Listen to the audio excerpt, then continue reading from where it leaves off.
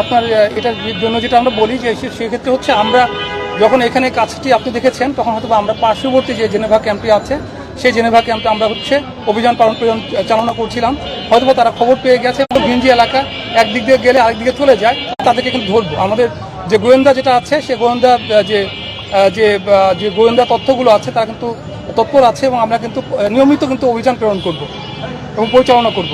আজকে যে বিল্ডিংটায় উঠেছিলেন বিশেষ করে তল্লাশি করার জন্য সবাই সেখান থেকে তালা লাগিয়ে বের হয়ে গেছে, তালা ভেঙেও কিছু পাওয়া যায়নি। আসলে তারা যে আপনাদের উপস্থিতির টের পেয়ে তারা পালিয়ে যায় বা বাসায় লক করে চলে যায়, এই বিষয়টি কেমন করে দেখছেন? এটা থেকে নিরসনের জন্য কী প্রক্রিয়া অবলম্বন করা বলে মনে করেন?